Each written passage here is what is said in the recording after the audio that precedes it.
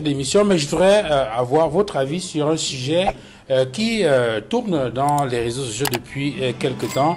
Roger Justin Noah, en quelques secondes, il s'agit de cette affaire de 67 transactions douteuses à la Direction générale des impôts, représentant une valeur d'environ 400 milliards de francs CFA.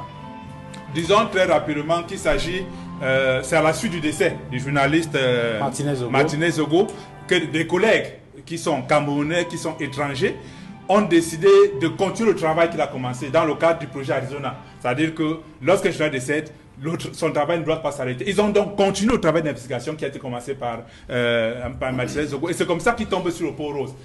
Ils découvrent qu'entre 2017 et 2021, il y a eu des paiements non déclarés des caisses de l'État pour un montant cumulé de près de 400 milliards de francs CFA. C'est des paiements qui étaient faits à des individus, soit des particuliers, soit des entreprises, sans justification précise. Sur les 67 transactions, 29 n'ont aucune justification de la dépense.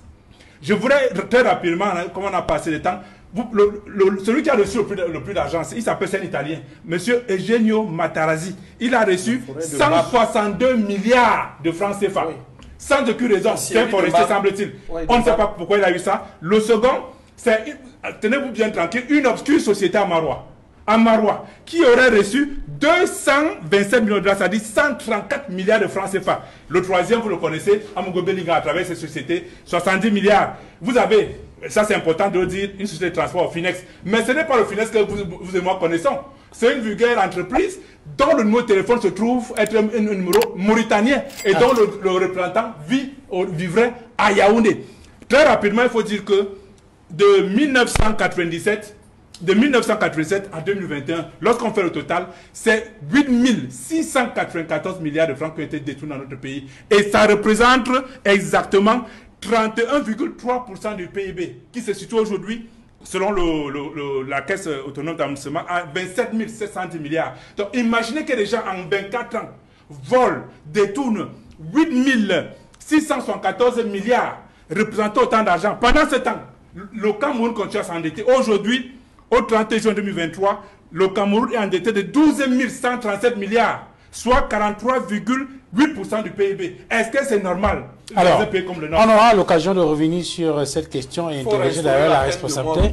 Mais de toute évidence, c'est un sujet que vous connaissez, hein, Serge-Henri Kébé. Absolument, tout à fait, parce que à la suite de Roger Justin Noah, je voudrais dire, comme il a déjà cité le Amougou Bellinga, qui, n'est-ce pas, avait des ETS, des établissements, mais qui pouvaient avoir des marchés de 700 millions sans appel d'offres. Donc vous comprenez en fait que le Cameroun, actuellement, est pris dans les ténailles d'une nébuleuse. Moi, à mon avis, il faut réinstaurer la peine de mort au Cameroun parce qu'il y a des crimes économiques.